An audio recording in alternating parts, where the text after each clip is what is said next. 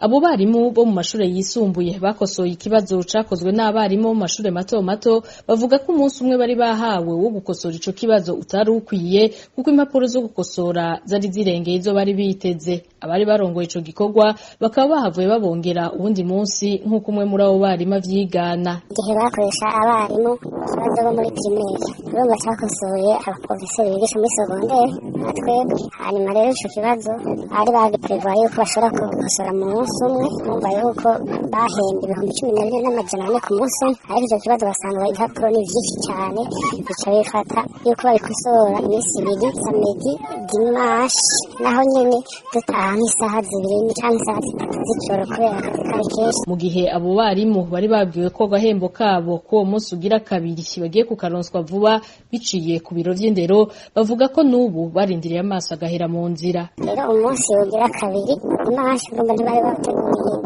amafaranga yaho, rero gushika ubu bavuga yuko ayo mafaranga bazoca bayarungikira mu madepeye kugira ngo bace bayaha bari concerne, ariko ibi ziraheze, zibiri zose ziraheze, n'ubuye n'agacerere ico kintu nta na kimwe barakivugako. Tubamenyeshe ko ako gahembo k'uwo munsi ugira kabiri w'ico gikorwa atana hamwe katanzwe mu gihugu cose.